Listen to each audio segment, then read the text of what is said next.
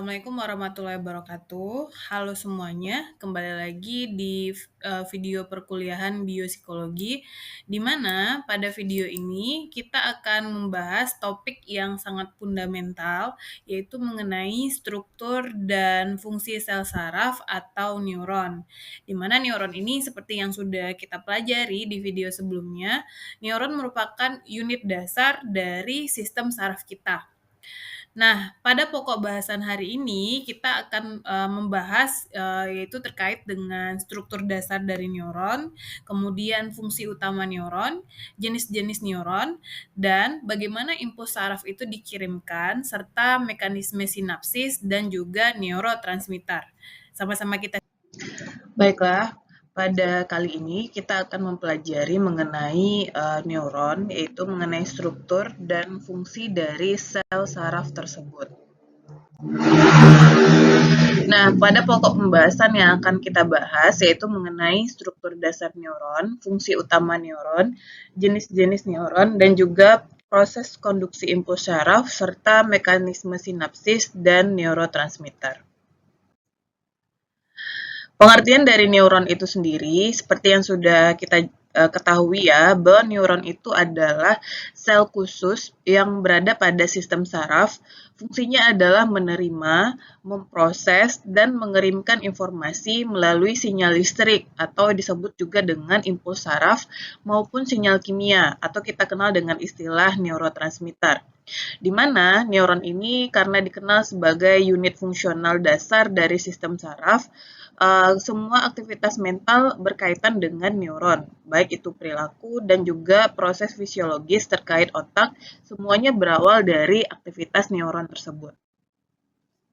Sebagai unit dasar dari sistem saraf, neuron ini adalah sel khusus yang kita tahu berfungsi menerima, memproses, dan juga mengirimkan informasi. Dan pada manusia, diperkirakan otak kita itu memiliki lebih dari 86 miliar neuron yang keseluruhannya saling terhubung satu dengan lainnya. Di mana neuron ini bekerja dengan prinsip elektrokimia dan memanfaatkan perbedaan potensial listrik dan zat kimia atau neurotransmitter tersebut di dalam bekerja. Ini adalah gambar dari struktur neuron tersebut ya. Kalian bisa melihat di gambar ini bahwa neuron itu terdiri dari bagian-bagian seperti dendrit, soma, Schwann shell, akson, nukleus, myelin sheath, dan juga nerve ending. Sekarang kita bahas dari dendrit. Dendrit ini adalah cabang yang merupakan keluaran dari badan sel yang fungsinya adalah menerima sinyal dari neuron lainnya. Jadi dendrit ini berada dari ujung-ujung setiap neuron. Dan dendrit ini melindungi yang disebut dengan soma atau badan sel. Soma ini adalah inti dari sel, dia berfungsi sebagai pusat metabolisme dari neuron tersebut. Nah, neuron itu memiliki ekor ya atau akar serabut panjang yang tugasnya membawa impuls saraf menjauh dari badan sel dan kemudian mengirimkan impuls saraf kepada badan sel lainnya. Nah, serabut panjang inilah yang kemudian kita sebut dengan akson. Akson ini dilindungi oleh lapisan lemak yang mempercepat transmisi dari impuls-impuls tersebut. Lapisan lemak ini dikenal dengan istilah myelin sheath atau selubung mielin. Pada lapisan lemak ini terdapat celah-celah yang membantu dalam mempercepat proses konduksi mekanisme saltatori. Nah, celah-celah inilah yang disebut dengan node of Ranvier dan akson ini memiliki bagian bawah atau terminal akson, di mana ujung akson ini berfungsi untuk melepaskan neurotransmitter ke sinaps. Nah, ini adalah jenis-jenis neuron, di mana neuron ini kita bagi menjadi dua ya, yaitu berdasarkan fungsi dan juga berdasarkan strukturnya. Kalau berdasarkan fungsi, neuron itu ada 3, disebut dengan neuron sensorik atau aferen, dan juga neuron motorik atau eferen, dan selanjutnya ada interneuron. Neuron sensorik atau aferen itu adalah neuron yang bertugas membawa informasi dari reseptor menuju ke sistem saraf pusat. Sedangkan sebaliknya ada neuron motorik atau eferen. Tugas dari neuron motorik ini adalah membawa perintah dari sistem saraf pusat ke otot ataupun ke kelenjar. Nah, neuron motorik ini bertugas membawa perintah dari sistem saraf ke pusat otot atau pusat kelenjar di seluruh tubuh kita. Selanjutnya ada interneuron, di mana interneuron ini dikenal juga dengan relay neuron, merupakan penghubung antar neuron yang berada di dalam sistem saraf pusat. Nah, neuron sensorik atau neuron afferent ini, mereka berfungsi untuk membawa informasi dari reseptor sensori kita ya, seperti dari mata, telinga, dan kulit, di mana informasi tersebut dibawa menuju sistem saraf pusat. Sedangkan neuron motorik atau neuron eferen bertugas dalam mengirimkan perintah dari sistem saraf pusat ke otot ataupun kelenjar kita. Lalu, interneuron atau neuron asosiasi, neuron ini bertugas menghubungkan neuron sensorik dan motorik di dalam sistem saraf pusat. Oleh karena itu, interneuron ini memiliki jumlah paling banyak dan berperan dalam pemrosesan informasi yang kompleks. Nah, yang kedua, jenis neuron berdasarkan dengan strukturnya. Jika berdasarkan dengan strukturnya, jenis neuron itu ada unipolar, bipolar, dan juga multipolar. Unipolar berarti neuron yang memiliki satu cabang yang bercabang menjadi dua. Umumnya ini ada pada neuron sensorik. Sedangkan bipolar, yaitu neuron yang memiliki satu dendrit dan juga satu akson. Ini ada di bagian-bagian tubuh, misalnya di retina. Selanjutnya multipolar, yaitu neuron yang memiliki banyak dendrit dan satu akson, umumnya berada pada otak manusia. Ini adalah bentuk dari neuron unipolar atau sensori neuron. Ciri-cirinya adalah mereka memiliki satu cabang utama yang keluar dari soma. Dan cabang ini kemudian terbagi menjadi dua, yaitu satu cabang menuju perifer atau reseptor sensorik, dan satu cabang lagi menuju sistem saraf pusat. Nah, neuron unipolar ini bertugas dalam menghantarkan informasi dari reseptor sensorik kita tadi menuju kepada sumsum tulang belakang. Dan biasanya neuron ini banyak ditemukan pada sistem saraf tepi, khususnya pada ganglion sensori. Yang kedua adalah neuron unipolar. Nah, neuron unipolar ini memiliki ciri-ciri dia ada dua cabang utama ya, satu dendrit dan satu akson yang keluar dari soma, seperti yang terlihat pada gambar. Dan neuron bipolar ini bentuknya relatif sederhana, karena fungsinya hanya sebagai penghubung dari sensorik khusus. Ini biasanya berada pada sistem sensorik tertentu seperti retina mata, epitel olfaktori, atau di indera penciuman, dan berada pada telinga bagian dalam kita.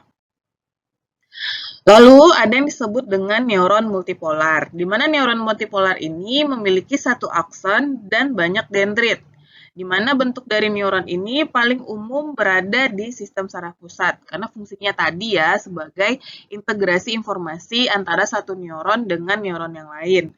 Umumnya, neuron multipolar ini menghubungkan antar neuron motorik dan neuron interneuron. Dan lokasi neuron ini paling banyak berada di otak dan juga di sumsum tulang belakang. Nah, ini yang belum disebutkan tadi, yaitu neuron pseudo-unipolar, atau kadang dia dipisahkan dari unipolar klasik. Seperti yang terlihat pada gambar, unipolar neuron ini ciri-cirinya awalnya dia terbentuk seperti neuron bipolar, tetapi kedua cabangnya bergabung sehingga terlihat hanya ada satu cabang yang cabang itu memiliki cabang lainnya. Sebenarnya fungsinya sama saja dengan unipolar ya, yaitu sebagai neuron sensorik. Dan neuron ini banyak ditemukan di ganglion akar dorsal sumsum tulang belakang manusia. Nah, kenapa kita sangat perlu mempelajari fisiologi neuron? Yang harus kita ketahui adalah fisiologi neuron itu adalah ilmu yang mempelajari bagaimana neuron atau sel saraf itu berfungsi dalam menerima, memproses, dan menghantarkan informasi dalam bentuk sinyal listrik maupun kimia. Di mana neuron itu adalah inti dasar dari sistem saraf dan fungsinya, atau maksudnya ketika neuron ini berfungsi, itu memungkinkan kita berpikir, merasakan, bergerak, hingga menyimpan memori. Jadi singkatnya, fisiologi neuron itu menjelaskan bagaimana neuron kita atau sel saraf kita itu mulai bekerja dari istirahat, menerima rangsangan, menghasilkan impuls, menghasilkan sinyal, dan bagaimana dia berkomunikasi dengan sel lainnya. Nah, dasar fisiologis neuron itu berkomunikasi melalui impuls listrik yang ada di dalam tubuh kita atau disebut dengan potensial aksi dan neurotransmitter atau senyawa kimia. Di mana informasi masuk ke neuron melalui dendrit, kemudian informasi tersebut diproses di badan sel atau soma, lalu dikirim lagi melalui akson menuju neuron lain, yaitu seperti otot ataupun kelenjar. Dan proses ini bekerja berdasarkan konsentrasi ion tubuh. Nah, kalian mungkin familiar dengan istilah natrium, kalium, Cl, Ca2+, di mana proses ion ini yaitu yang berada di dalam dan di luar dari membran sel kita. Apa saja tahapan dari aktivitas neuron? Itu ada 4 ya. Ada potensial istirahat atau resting potensial, ada potensial aksi atau action potensial, ada konduksi impuls, dan juga transmisi sinaps. Nah, ini adalah visualisasi dari yang disebut dengan resting potensial atau potensial istirahat. Di dalam tubuh kita itu ada natrium dan juga kalium ya. Di dalam gambar kalian bisa lihat natrium itu digambarkan dalam warna hijau dan kalium itu digambarkan dalam warna orange.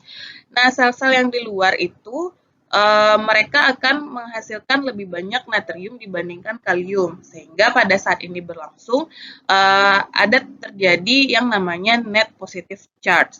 Kondisi saat neuron tidak menghantarkan impuls. Dan pada saat ini, bagian dalam sel itu lebih negatif dibandingkan dengan luar sel, yaitu sekitar minus 70 MV. Nah, ini kemudian dijaga oleh pompa natrium kalium yang aktif memompa 3 natrium plus keluar dan 2 kalium masuk. Kemudian setelah itu terjadi yang disebut dengan action potensial, di mana action potensial ini saat neuron mendapat rangsangan yang cukup kuat, yaitu mencapai ambang kurang lebih minus 55 MV, di mana perubahan tegangan cepat terjadi karena ada 3 hal disebut dengan depolarisasi, repolarisasi, dan juga hiperpolarisasi. Depolarisasi ini berarti saat ion Na+ masuk ke dalam bagian sel sehingga menjadi positif. Repolarisasi saat ion K+ keluar dari sel sehingga sel ini kembali menjadi negatif. Dan hiperpolarisasi yaitu tegangan sempat lebih negatif dari normal sebelum kemudian tegangan itu menjadi stabil kembali. Nah, yang ketiga ada tahapan konduksi impuls. Ini bisa kita lihat di atas adalah gambar dari rusa, dari kanguru, dan di bawah adalah gambar dari siput. Di mana ketika potensial aksi itu merambat sepanjang aksen, maka aksen-aksen yang bermilian itu mengirimkan impuls yang melompat dari nodus Ranvier ke nodus berikutnya, atau itu disebut dengan konduksi saltatori lebih cepat. Nah, inilah kenapa normal nerve atau myelin sheath ini mengirimkan impuls dengan sangat cepat. Tapi ketika terjadi kerusakan pada nerve atau myelin ini, maka informasi yang dikirimkan dari satu neuron ke neuron lainnya akan menjadi lambat, dan itu digambarkan sebagai siput di bagian bawah. Lalu setelah konduksi impuls muncul, maka terjadilah yang disebut dengan transmisi sinaps. Ini ada gambar ya, yaitu sinaps, di mana sinaps itu terjadi pada ujung akson atau terminal sinaptik. Mereka bertugas dalam melepaskan neurotransmitter ke celah-celah sinaps. Jadi neurotransmitter ini dikenal juga dengan senyawa kimia, itu misalnya yang disebut dengan asetilkolin, dopamin, serotonin, di mana neurotransmitter ini menempel pada reseptor neuron kepada reseptor neuron berikutnya. Dan ketika ini terjadi, ini akan menimbulkan potensial postsinaptik atau dengan istilah EPSP atau IPSP. Lalu kemudian apa saja peran dari tahapan fisiologi neuron dalam sistem saraf? Itu ada 4 ya, yaitu berperan dalam sistem sensorik, motorik, integratif, dan juga kognitif dan emosional. Dimana jika potensial aksi dan potensial resting itu terjadi di sensorik, itu memungkinkan kita menangkap rangsangan dari lingkungan, sehingga Anda bisa merasakan panas, bisa mendengarkan cahaya, bisa melihat cahaya, dan mendengarkan suara. Jika proses ini terjadi di motorik, maka itu akan membantu kita dalam menggerakkan otot dan mengaktifkan seluruh kelenjar-kelenjar yang ada di dalam tubuh kita. Lalu, secara terintegratif, proses ini juga menghubungkan dan mengolah informasi, yaitu pada interneuron, sehingga kita bisa menerjemahkan satu stimulus dengan berbagai terjemahan. Dan jika ini pada kognitif dan emosional, aktivitas jaringan neuron ini mampu mendukung memori, emosi, hingga kesadaran kita. Apa saja neurotransmitter yang mungkin penting di dalam proses fisiologi neuron? Yang pertama adalah asetilkolin atau ACH. Asetilkolin ini berfungsi dalam kontraksi otot, lalu kemudian meningkatkan memori dan juga proses pembelajaran. Yang kedua, ada yang disebut dengan dopamin atau DA, di mana dopamin ini terkait dengan bagaimana kita bisa meningkatkan motivasi diri, penghargaan, dan jika dopamin kurang, ini mungkin akan membuat kita mengalami gangguan Parkinson serta skizofrenia. Yang ketiga, neurotransmitter serotonin atau 5-HT. Fungsi dari serotonin ini adalah mengatur suasana hati, keinginan kita tidur, dan juga untuk nafsu makan. Yang keempat ada norepinefrin atau NE. Nah, senyawa kimia ini mampu meningkatkan kewaspadaan dan juga memberikan respon terhadap stres. Selanjutnya ada GABA dan juga glutamat. Kalau GABA ini adalah senyawa kimia atau neurotransmitter penghambat utama di otak. Sedangkan glutamat adalah neurotransmitter eksitatorik yang utama untuk plastisitas sinaptik dan juga memori di otak kita.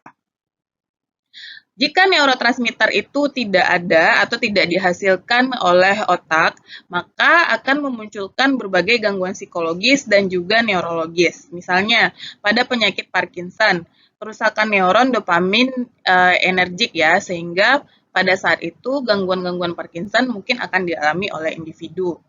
Lalu, jika mengalami Alzheimer, maka kemungkinan neuron yang tidak ada yaitu neuron kolinergik. Lalu pada pasien skizofrenia, kemungkinan terjadi disregulasi dopamin, dan saat depresi itu terjadi, maka kemungkinan akan adanya penurunan aktivitas serotonin dan norepinefrin pada tubuh manusia. Nah, semua yang sudah saya sampaikan itu berdasarkan referensi dari buku-buku berikut. Silakan dibaca untuk pemahaman Anda yang lebih mendalam. Terima kasih.